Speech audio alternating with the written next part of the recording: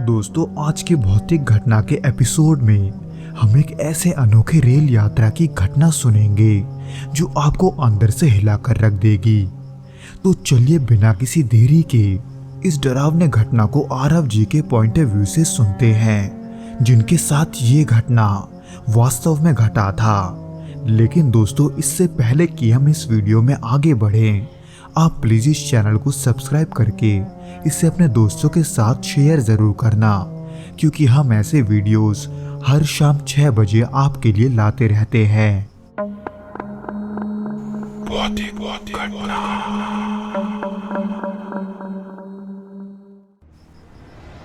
उस रात कुछ ऐसा हुआ जिसे मैं कभी भुला नहीं सकता। ये कोई आम सफर नहीं था, ना ही कोई ऐसी घटना जिसे मैं किसी सपने या भ्रम का नाम दे सकूं। उस रात की यादें मेरे दिल और दिमाग पर एक गहरी छाप छोड़ चुकी है। क्या आपने कभी महसूस किया है कि आप किसी शांत और अंधेरे जगह पर अकेले हैं, लेकिन आपको बार बार ऐसा लगे कि कोई आपको देख रहा है, या फिर ऐसा लगा हो कि कोई चीज जो आंखों से दिखाई नहीं दे रही लेकिन वो धीरे धीरे आपके करीब आ रही है। बिल्कुल वैसे ही ये घटना भी एक ऐसी ही रात की है जब मैंने सिर्फ अकेले सफर करने की गलती नहीं की, बल्कि उस सफर में मैंने कुछ ऐसा देखा और महसूस किया जो शायद इस दुनिया का हिस्सा नहीं था। वो 2017 दिसंबर का दिन था जब मैं कानपुर में अपने एक दोस्त की शादी में शामिल होने गया था। शादी बहुत ही भव्य थी, लेकिन दिन भर की भागदौड़ और शोर शराबे के बाद मैं थक चुका था। लेकिन मुझे उसी रात लखनऊ वापस लौटना था। काम और पढ़ाई के वजह से मैं देर नहीं कर सकता था, इसलिए शादी से जल्दी निकलकर मैंने स्टेशन जाने के लिए ऑटो लिया। ठंड बहुत थी और ऑटो के खुले हिस्से से आती तेज हवा बार बार मुझे कपा रही थी। स्टेशन पहुंचा तो प्लेटफॉर्म पर कुछ ज़्यादा हलचल नहीं थी। इक्का दुक्का लोग यहाँ वहाँ बैठे थे, लेकिन पूरे जगह पर एक अजीब सी शांति छाई हुई थी। मैंने घड़ी देखा, पर ट्रेन आने में अब भी 15 मिनट बचे थे। इंतज़ार करते करते मैंने सोचा कि कुछ खा पी लिया जाए, लेकिन ठंडी हवा में कुछ खाने का मन नहीं हुआ। आखिरकार मैंने पास के दुकान से एक कप चाय खरीदी। चाय का स्वाद भी अजीब सा था, मानो इसे जल्दी जल्दी बनाया गया हो। इसलिए मैंने जैसे तैसे चाय को ख़त्म किया और अपनी माँ को फ़ोन किया। उन्होंने हमेशा के तरह ही संभल कर घर जल्दी लौटने की सलाह दी, इसलिए मैंने भी ये कहकर फ़ोन को रख दिया कि मैं पहुंचकर फ़ोन करूंगा। इसी बीच मुझे ट्रेन की रोशनी दूर से नजर आई और मैं अपने सीट के लिए तैयार हो गया। जब ट्रेन रुकी तो मैंने जल्दी जल्दी उसमें चढ़कर एक खिड़की वाली सीट ढूंढी, जो कि बहुत ही आसान था क्योंकि वो कोच लगभग खाली था। और यही बात मुझे बहुत ही अजीब लगी, क्योंकि रात के आखिरी ट्रेन में आमतौर पर काफ़ी लोग सफ़र करते हैं। पर उस वक्त मैंने इसे ये समझकर टाल दिया कि शायद कई लोग ठंड के वजह से इससे पहले वाले ट्रेन में चढ़े होंगे। इसलिए मैंने आराम से खिड़की के पास बैठकर अपने बैग को अपनी गोद में रखा और फिर ट्रेन के चलने का इंतज़ार करने लगा।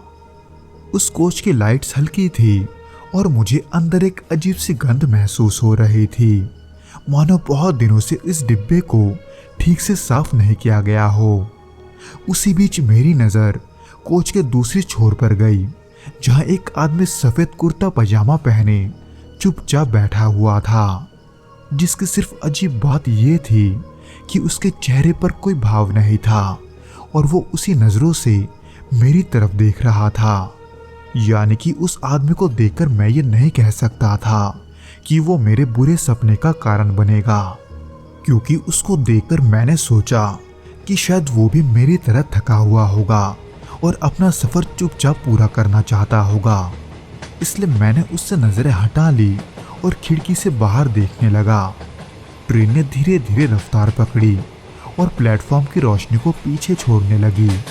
कुछ ही मिनटों में बाहर सिर्फ खुला मैदान और घना अंधेरा था।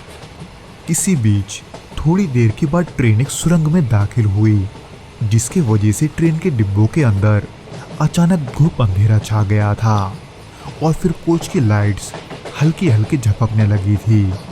सुरंग से बाहर निकलते ही मेरी नज़र फिर से उस आदमी पर पड़ी, पर इस बार वो आदमी मुझे पहले से थोड़ा करीब लगा, यानी कि वो पहले जहाँ बैठा था वो वहाँ से हटकर मेरे करीब आ गया था।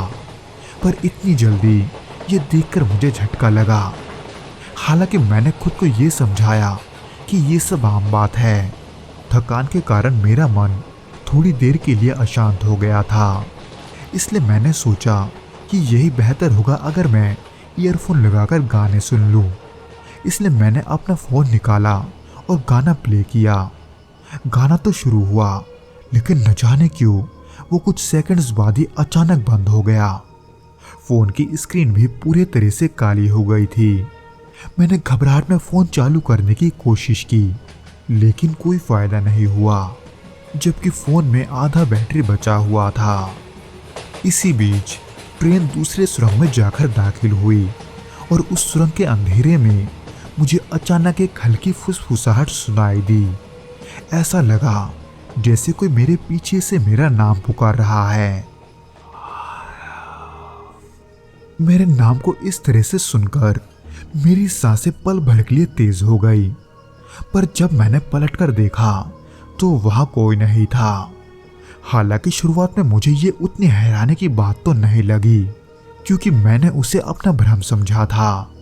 लेकिन जैसे ही ट्रेन सुरंग से बाहर निकली, मैंने फिर से उस आदमी की ओर देखा, जो कि पहले से और भी करीब आ चुका था। उसकी आंखों में हल्की चमक थी और उसकी उपस्थिति अब मुझे असहनीय लग रही थी।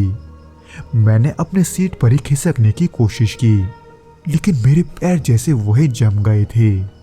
इसी बीच कोच की बत्तियां एक बार फिर से झपकने लगी। मैंने अचानक महसूस किया कि चारों ओर ठंडक और भी बढ़ रही है।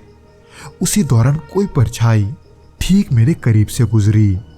हालांकि वो परछाई इतनी तेज थी कि मैं उसे साफ नहीं देख पाया, पर अचानक ऐसा होने से मैं डर के मारे कांप गया था। इसीलिए कुछ गड़बड़ समझकर ट्रेन जब अगले छोटे स्टेशन पर रुकी तो मैंने मौका देखकर दरवाजे की ओर जाने की कोशिश की। लेकिन उस दौरान जब मैंने पीछे मुड़कर देखा तो वो आदमी पल भर में ही अब मेरे पास खड़ा था। इसी दौरान मैंने उसे गौर से देखा, जो कि शायद मुझे नहीं करना चाहिए था, क्योंकि वो डरावना रूप मैं आज भी नहीं भूला।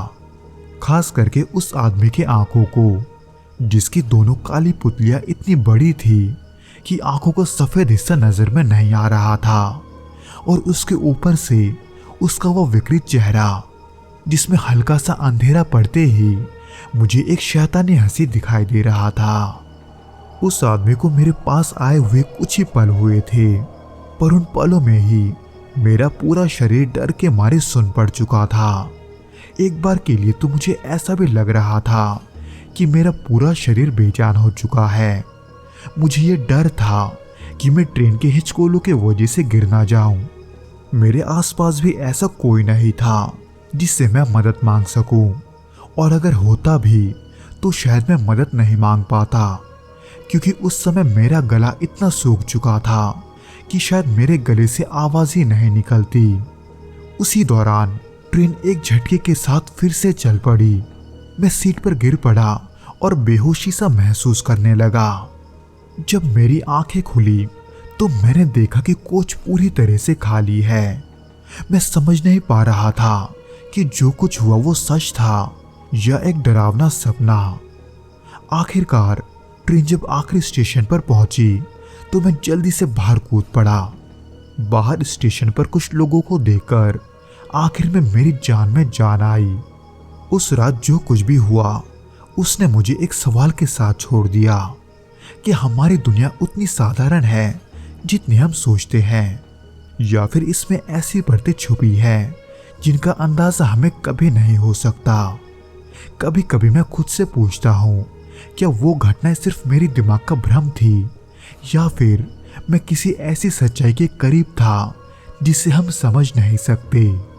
दोस्तों, ऐसे अनुभव हमें ये एहसास कराते हैं कि हमारी समझ की सीमा कितनी छोटी है, शायद ये घटनाएं हमें ये बताने के लिए होती हैं कि हर चीज को तर्क और विज्ञान से समझ पाना मुमकिन नहीं है। उस रात अर्नव जी ने जो देखा और महसूस किया वो उनके साथ हमेशा रहेगा। लेकिन सबसे डरावनी बात यह नहीं है कि अर्नव जी ने क्या देखा। सबसे डरावनी बात यह है कि हमारी दुनिया में ऐसी चीजें वाकई में मौजूद हो सकती है, बिना हमारे जाने, बिना हमारे समझे।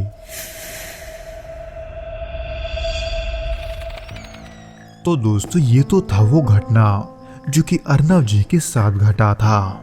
उम्मीद करता हूँ कि आपको ये पसंद आया होगा, और अगर आया हो तो प्लीज़ इस वीडियो को लाइक करके इसे अपने दोस्तों के साथ शेयर ज़रूर करना, और हमें कमेंट करके ये ज़रूर बताना कि आपको ये वीडियो कैसा लगा।